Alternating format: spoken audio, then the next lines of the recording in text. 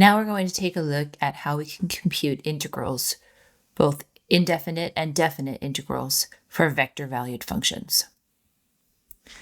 We'll see that just as they do for real-valued functions or scalar-valued functions, vector-valued functions, when we integrate them, we are looking at accumulations of some change over time. Just like derivatives, we're going to compute vector integrals component-wise, and we'll see eventually that this means that we can recover position from a vector-valued velocity function. So the antiderivative of the derivative of some vector-valued function r of t is just going to be r of t, much the same as it was for a scalar-valued function. This is because we can think of the antiderivative of r prime of t dt as the antiderivative of x prime of t times I, the vector I, plus y prime of t times the vector j, plus z prime of t times the vector k, all integrated with respect to t. Laws of integration allow us to split that up into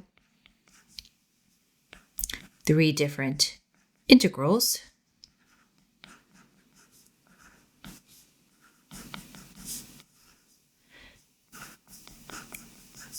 And since I, j, and k have no values of t inside of them, we can move those to the outside. And we know that, in general, for a vector-valued function, the antiderivative of f prime of t dt is going to be f of t. So here we get x of t times I plus y of t. Let me back up. We get x of t times I plus some constant, c1.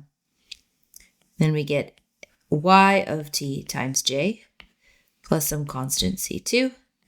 And then we get c of t times k plus some constant, c3, which gives us altogether the vector x of t, y of t, z of t, plus the vector c1, c2, c3. So reiterating that, if we want to take the antiderivative of a vector-valued function expressed as the vector f of t, g of t, h of t, then we can just take the antiderivative. We can take the vector composed of the antiderivative of each of the component functions. If we're taking a definite integral, the fundamental theorem still applies. The definite integral from a to b of our vector-valued antiderivative, or of our vector-valued derivative, is going to be the antiderivative evaluated at b minus the antiderivative evaluated at a. And again, we're going to think about computing each of these antiderivatives component-wise.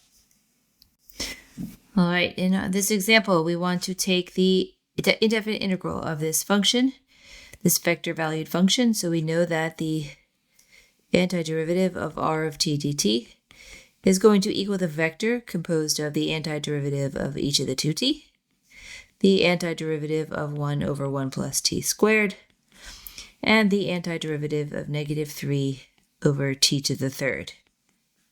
So computing each of those individually, the antiderivative of e to the 2t is 1/2 e to the 2t plus some constant.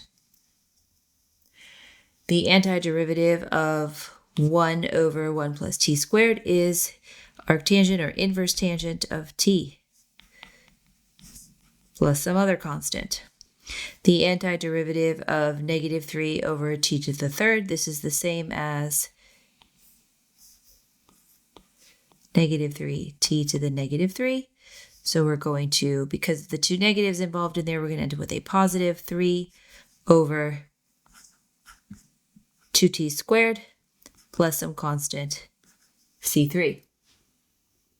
We can separate out our constants and get two separate vectors for this. The vector function 1/2 e to the negative 2t, arctangent of t. I don't know why this has a 2 in it. That should not be there. It should just be a t.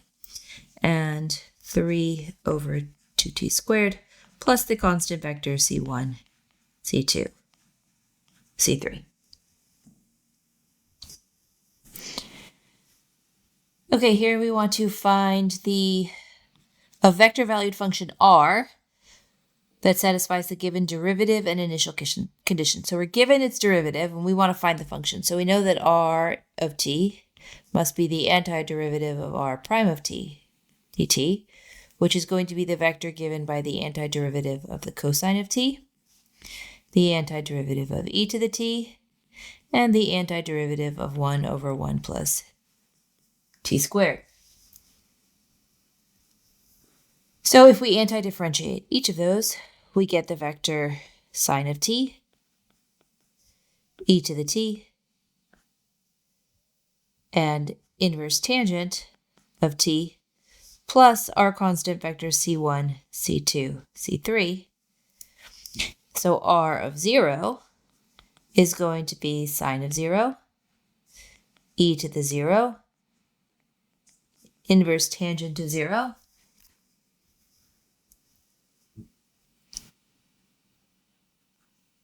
plus c1, c2, c3. And that has to equal the vector 1, 0, negative 1. So the sine of 0 is 0. So we have 0, 1, and the inverse tangent of 0 is going to be 0, right? Sine over cosine, yes, 0. How'd you think about that one?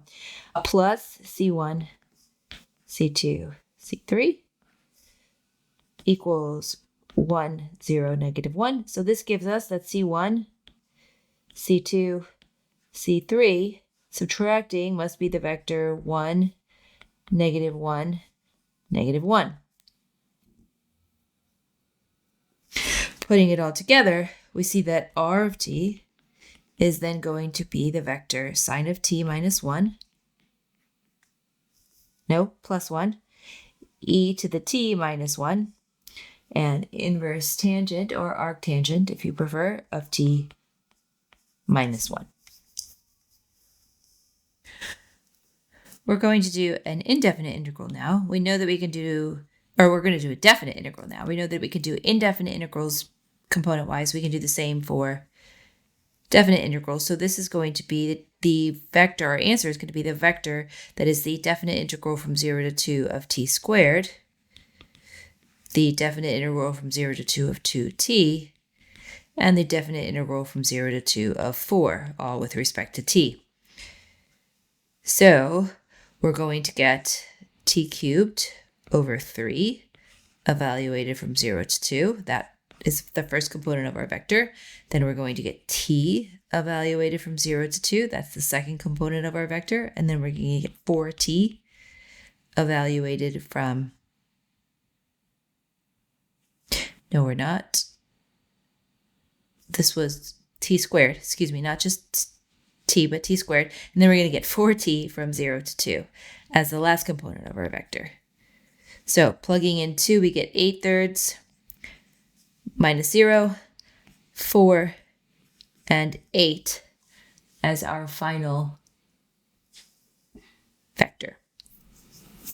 Last example, this time our function is, or the function we're trying to anti-differentiate or take the derivative of, or I'm sorry, take the integral of is written component-wise, but we know that that means we can still just integrate this component-wise. So let's consider each of these separately. We're going to look at the integral from negative 1 to 1 of 2e to the t dt. Well, that is just 2e to the t from negative 1 to 1, which is 2e minus 2 over e.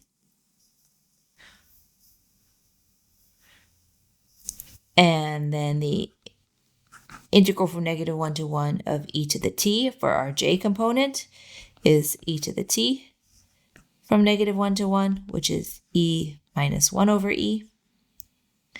And then lastly, we have the integral from negative 1 to 1 of t e to the t dt as our third component. Well, that one we have to do by parts. So we're going to let u be t so that du is dt. And then dv is everything else. It's e to the t dt. So that v is e to the t. So this becomes uv, that's t e to the t minus the antiderivative of v du, which is e to the t dt, all evaluated from -1 to 1, which is t e to the t minus e to the t from -1 to 1. So we get 1 times e to the first, so that's e, minus e to the first minus e. And then we're going to subtract out -1 over e minus 1 over e. And that gives us a positive 2 over e. And so our final answer is going to be the vector. Our total antiderivative vector here is going to be the vector 2e minus 2 over e, e minus 1 over e, and 2 over e. Oh, I have one issue with the answer that I just wrote down, and that is that I forgot in the original problem that this one was negative. This term is negative, so that is going to change the sign of both of these to be negative e plus 1 over e. This entire one here should have been multiplied by -1. And so let me rewrite the final answer without any errors in it. We're going to get the vector 2e minus 2 over e,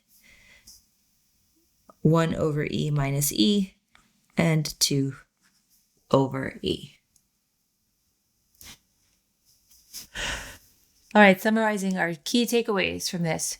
We integrate, whether it's an indefinite integral or a definite integral, we're going to integrate component-wise. And when we take an indefinite integral, we have to remember our constants, just like we do for scalar valued functions.